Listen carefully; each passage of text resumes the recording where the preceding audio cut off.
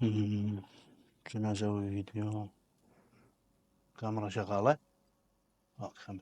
السلام عليكم ورحمة الله، معكم محمد اكبر الفاضل، خلونا نبلش.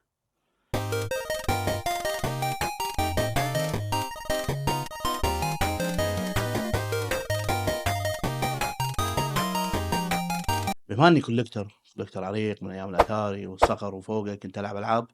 فلما بلشت بجمع الالعاب اللي كنت العبها وانا صغير وحبيتها وعشقتها. وفي العاب معينة ما ابيها باي نسخة، ابيها بالكرتون وكاملة، لان هذه لها ذكريات خاصة معي. فدورت كثر ما اقدر اني احصلهم في الكرتون وكاملين وكل شيء منضاف عشان اضيفهم حق المجموعة.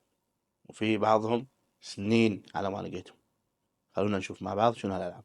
طبعا بهالفيديو بما اني قاعد اقول لكم الالعاب هذه كنت ابيها بكراتينها، فهي راح تكون العاب ريترو، لان الالعاب الجديده سهل تحصلها بكرتون.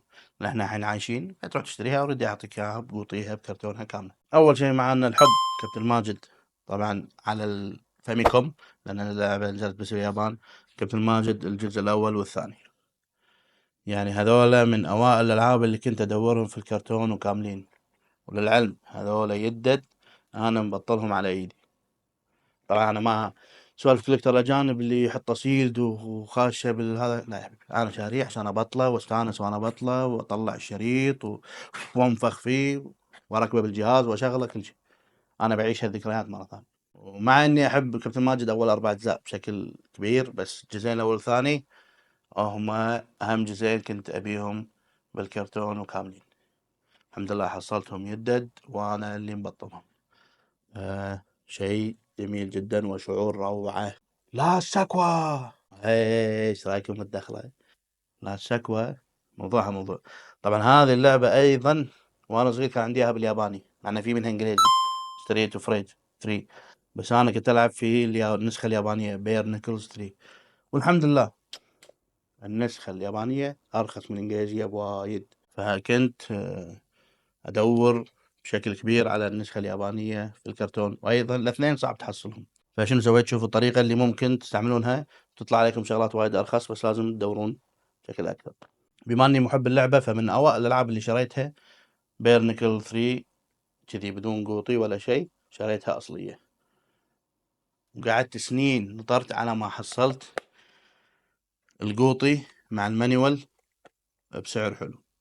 طبعا في معاه لعبة بس مو اصلية، شريتها من واحد فقال لي القوطي والمانيوال اصليين ولكن اللعبة مو اصلية. فشريت القوطي وحطيت لعبتي الاصلية، فصارت عندي اللعبة كاملة مكملة. وهم مرات ممكن تحصلها ارخص، يعني انا طلعت علي وايد ارخص من اللعبة الحين لو تدورها كاملة بقوطيها بكل. استعملوا هالتكنيك حق كذا لعبة.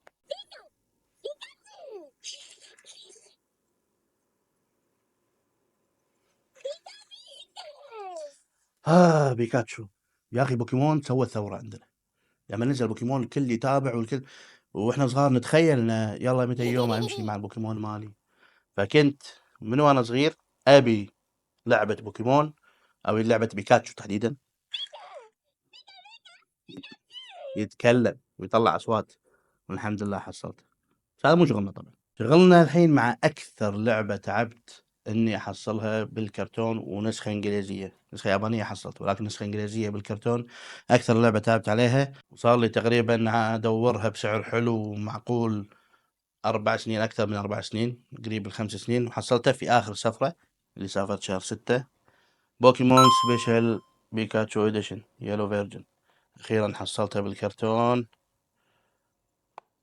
واصليه وكل شيء وانجليزيه. هذه اللعبه هي ذكرياتي الكامله مع الجيم بوي. يعني الجيم بوي لعبت فيه طبعا وايد العاب، ولكن ما لعبت كثر بوكيمون يلو. خلصها يمكن 3 مرات، واللعبه اصلا بروحها طويله تبي ساعات. فهذه ساعات وساعات من العشره مع هذه اللعبه الجميله، واخيرا حصلت.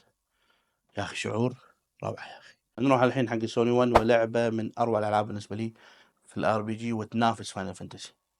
سايكودن الاول والثاني، خصوصا الثاني طبعا اروع واروع.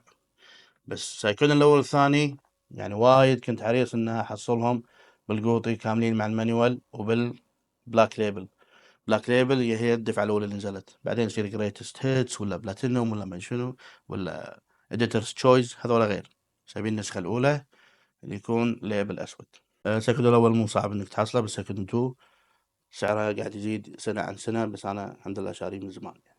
وآخر مجموعة معنا أكيد الحب، فاينل فانتسي. فاينل فانتسي ثلاثية فاينل فانتسي على سوني 1، السابع الثامن التاسع. طبعا هذول بالإنجليزي كاملين نضاف بلاك ليبل.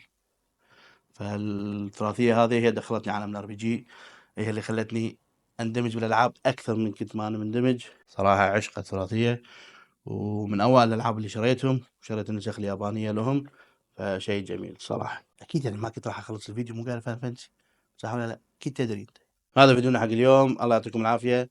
لو انت كولكتر او بتكون كولكتر، فقول لي شنو الالعاب اللي حاط ببالك ان تبيها في كرتونها وكامله ونظيفه، ما تبيها بس لعبه كاترج كذي. وقولوا لي ايش رايكم بالحركه، حلو كذي اتمشى وهذا، ولا احط طاولتي واقعد واحترم نفسي؟